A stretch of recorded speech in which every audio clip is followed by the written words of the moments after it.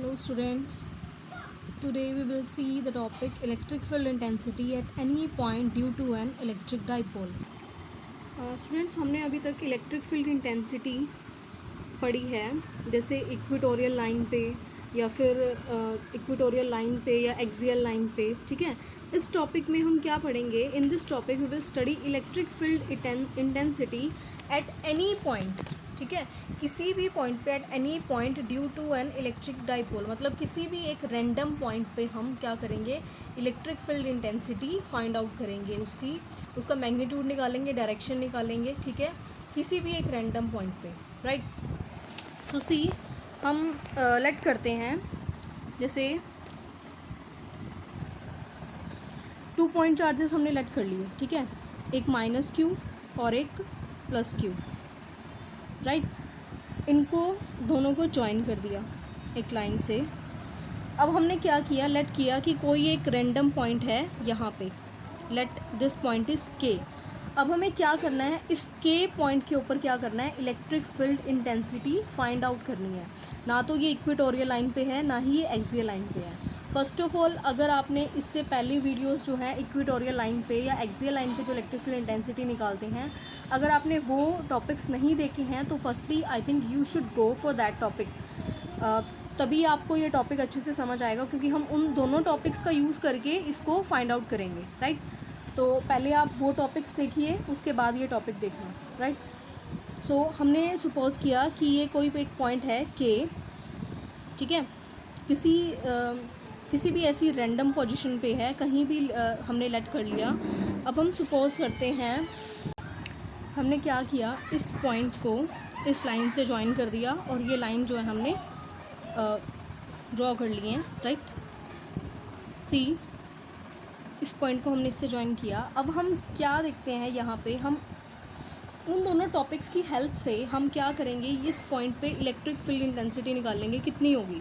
तो हमने सपोज़ किया कि एक डाइपोल जो है वो ऐसे सपोज़ कर लिया कि यहाँ पे भी 2 चार्ज हैं और यहाँ भी 2 चार्जेस पड़े हैं. ठीक है, ऐसे. तो एक जो है ये और एक ये, 2 डाइपोल बन गए यहाँ पे. ठीक है, अब देखो, अगर हमने फर्स्ट ऑफ ऑल ये चार्ज लिए थे, ये माइनस क्यू है, ये प्लस क्यू है. यहाँ से लेके इसका डिस्टेंस हम लेट कर लेते हैं, वो कितना है? आर है. ठीक है, लेट अस सपोज कि यहाँ से लेके यहाँ तक का डिस्टेंस जो है वो कितना है? आर है. ठीक है, तो अब सी, हम क्या करेंगे? इसको 2 कंपोनेंट्स में डिवाइड कर लेंगे. ठीक है, जो ये कंपोनेंट होगा, ठीक है, इसके ऊपर जो डाइपोल मोमेंट है, जो कंपोनेंट पूरा है कंप्लीट, उसके ऊपर जो डाइपोल मोमेंट है हमने लेट किया कि वो डाइपोल मोमेंट कितना है? पी है. ठीक है, तो जो एक ये बन रहा है, ठीक है, एक ये बन रहा है, तो जो इस लाइन के ऊपर जो कंपोनेंट है वो क्या होगा? Dipole moment P cos theta. ठीक है, और जो इस लाइन के ऊपर बनेगा, इस वाली लाइन के ऊपर, ठीक है, वो कितना होगा? P sine theta, right. जो इसके ऊपर डाइपोल मोमेंट जो बन रहा है वो कितना हो रहा है? P cos theta. और जो इसके ऊपर है वो कितना है? P sine theta. और सपोज़ ये एंगल है जो ये कितना है? थीटा है. ठीक है, अब देखो, अगर हम लेते हैं इस पॉइंट को, जैसे ये जो डाइपोल है, ठीक है, ये मान लिया कि ये कोई चार्ज है माइनस क्यू, ये प्लस क्यू है, ये डाइपोल मोमेंट है, ये डाइपोल बन रहा है, और इसका जो कंपोनेंट है वो क्या है? पी कॉस थीटा है यहाँ पे. ठीक है, तो ये देखो आपको क्या दिखाई दे रहा है? ये एक्सियल लाइन ही दिखाई दे रही है. वो ऐसे ही नहीं होता था एक्सियल लाइन पे. जब हम स्टडी करते थे एक्सियल लाइन पे कैसे होता था कि ये एक लाइन है,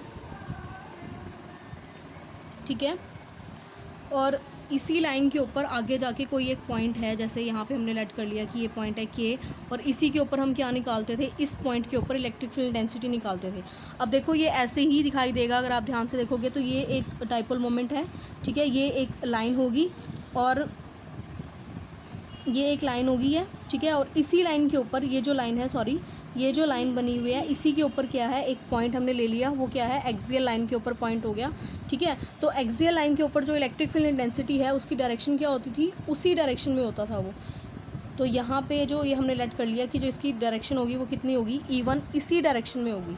ठीक है, इस पॉइंट के लिए अगर हम इसको देखें, ठीक है, तो इसका क्या है, ये क्या बन रहा है, एक इक्वेटोरियल लाइन बन रही है। इक्वेटोरियल लाइन कब बनती थी, हमने एक लाइन ली है और उसके सेंटर में से एक लाइन पास कराई है। ऐसे ही लेते थे ना कि इसके सेंटर में से एक लाइन पास करा दी और यहाँ पे कोई एक पॉइंट है P, जिसके ऊपर हमने क्या निकालनी है, इलेक्ट्रिक फील्ड इंटेंसिटी निकालनी है। ये ऐसी इक्वेटोरियल लाइन होती थी तो हमने लेट किया कि ये जो लाइन है ये क्या है, इक्वेटोरियल लाइन है और इसके सेंटर में से एक लाइन क्रॉस करके इस यहाँ पे एक पॉइंट है, ठीक है।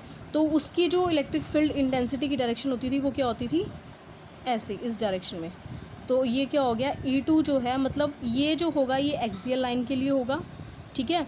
इसके लिए जो हम यूज़ करेंगे इसको फाइंड आउट करने के लिए, वो किसका रिलेशन यूज़ करेंगे, जो एक्सियल लाइन के टाइम पे हमने फाइंड आउट किया था, electric field intensity eight N axial line, ठीक है, ऑफ एन इलेक्ट्रिक डाइपोल। और जो हम इसके लिए E2 निकालने के लिए जो फॉर्मूला यूज़ करेंगे वो क्या होगा, वो वाली डेरिवेशन होगी जो हमने electric field intensity at equatorial line पे जो हमने फाइंड आउट किया था E2, ठीक है।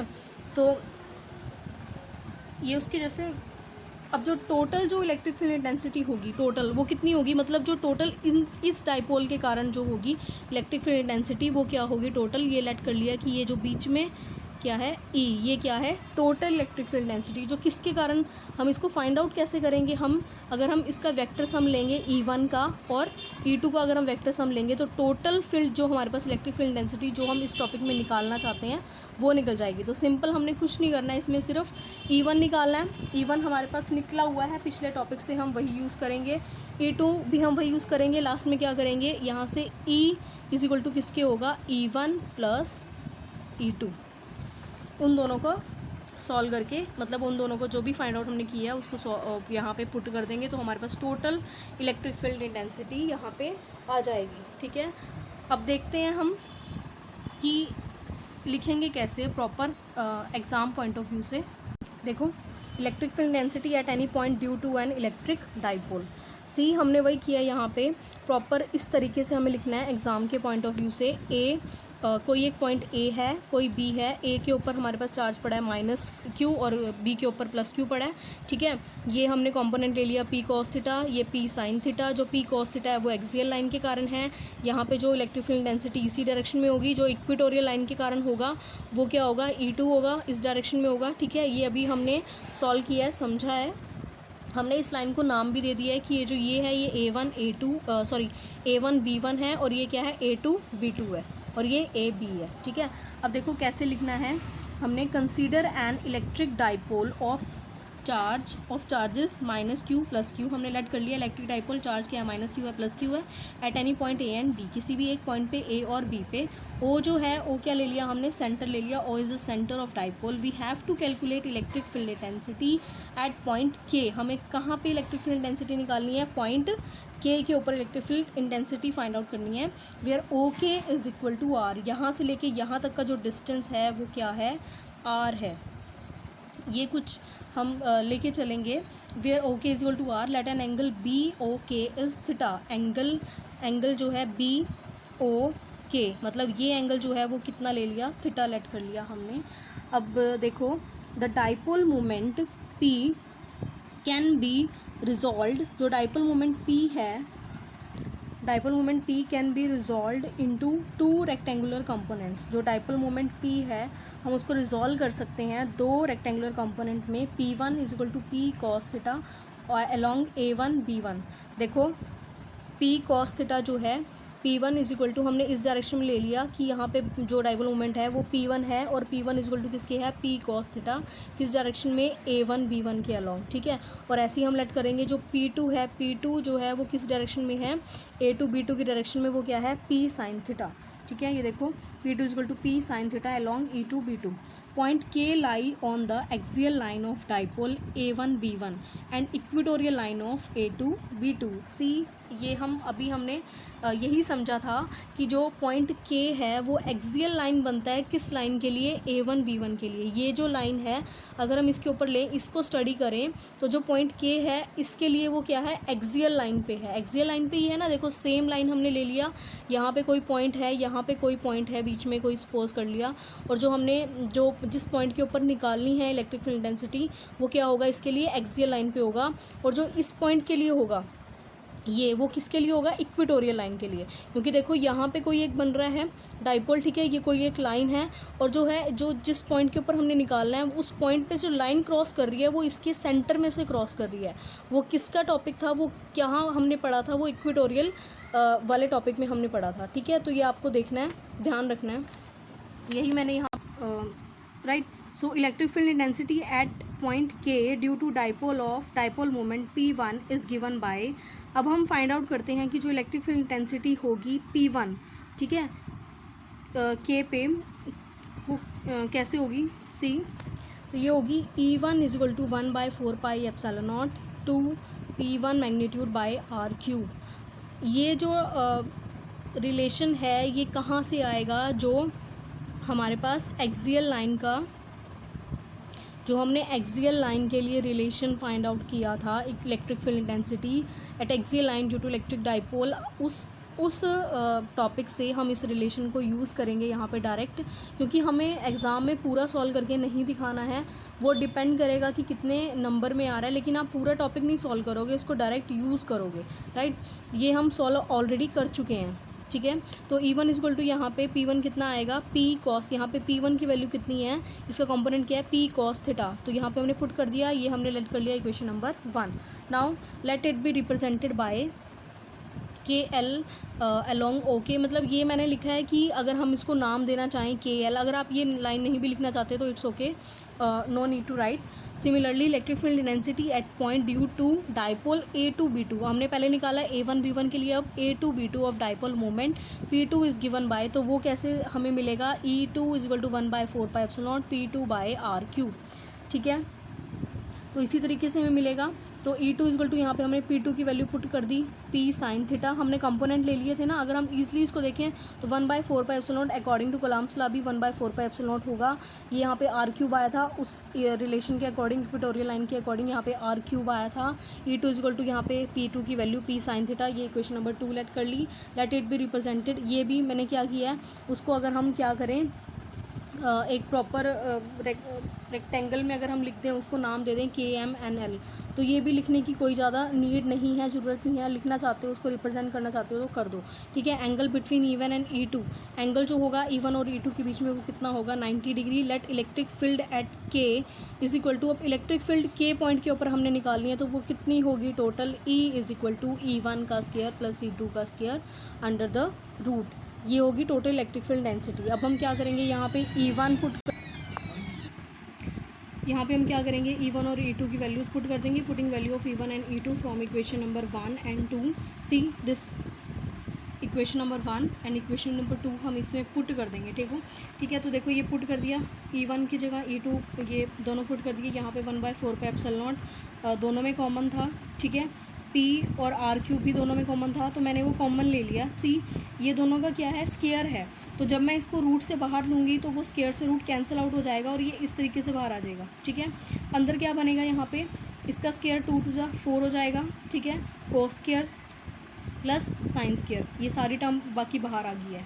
तो साइन स्क्वायर का फॉर्मूला होता है sine square is equal to 1 minus cos square theta, ये हमने पुट कर दिया यहाँ पे, ठीक है। साइन स्क्वायर की जगह पे ये वैल्यू पुट कर देंगे, तो अब देखो 4 cos square minus cos square कितना हो जाएगा, 3 कोस स्क्वायर थीटा, और ये +1, तो ये रिलेशन हमारे पास इसका निकल गया है, ठीक है। आगे देखो ये निकल गया ना, electric field intensity total E जो हम निकालना चाहते थे, electric field intensity at any point, ठीक है। तो ये इसका रिलेशन ये फाइंड आउट कर लिया है। अब हम क्या करेंगे, डायरेक्शन क्या होगी, अब इसकी डायरेक्शन हमें फाइंड आउट करनी है कि इसकी डायरेक्शन क्या होगी, तो वो डायरेक्शन देखते हैं वो कैसे फाइंड आउट करेंगे हम।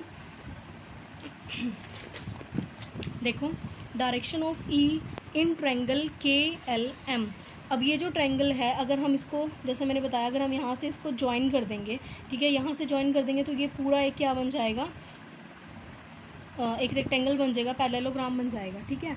तो अब यहाँ से देखो, अगर हम ट्रायंगल लेते हैं KLM, मतलब कोई भी एक ये ट्रायंगल ले लें, ठीक है, या फिर ये ट्रायंगल ले लें, कोई भी ट्रायंगल अगर हम लेट करते हैं। अब देखो ये आमने सामने वाली जो साइड्स होती हैं, अगर हम रेक्टेंगल लेंगे, ये जो रेक्टेंगल में आमने सामने वाली साइड होती हैं वो क्या होती हैं, इक्वल होती हैं। तो अगर ये E1 है तो ये भी E1 होगा ना, तो ये भी E1 होगा, ठीक है। अब देखो यहाँ पे टेन ऑफ अल्फ़ा हम निकालेंगे। टेन अल्फ़ा कितना होता है, परपेंडिकुलर अपॉन में बेस। अगर हम ये लेके चलते हैं, ये ट्रायंगल की बात करें तो ये परपेंडिकुलर है, ठीक है, और ये क्या है, इसका बेस है। मतलब परपेंडिकुलर कितना है, ठीक है, और ये जो सामने वाली साइड है ये भी इक्वल होएगी, मतलब ये E2 हो जाएगी अगर हम ये लेके चलें, ठीक है। तो ये ट्रायंगल ले लें, चाहे ये वाला ट्रायंगल ले लें हम, ठीक है, दोनों में से कोई भी ट्रायंगल ले सकते हैं। अगर हम ये वाला ट्रायंगल लेंगे तो यहाँ पे परपेंडिकुलर E2 हो जाएगा और बेस क्या हो जाएगा, E1। और अगर हम ये ट्रायंगल लेंगे तो यहाँ पे परपेंडिकुलर क्या हो जाएगा, E1, और बेस क्या हो जाएगा, E2। तो अगर हम ये लेट करते हैं परपेंडिकुलर अपॉन में बेस, तो ये मैंने पुट कर दिया E2 अपॉन में E1। यहाँ से हम E2 की वैल्यू जो हमारे पास आई है और जो E1 की आई है, दोनों को पुट कर देंगे। ये 1/4πε0 से ये कैंसिल हो जाएगा, P से P कैंसिल हो जाएगा, R³ से R³ कैंसिल हो जाएगा, और हमारे पास जो बचेगा वो ये रिलेशन बचेगा।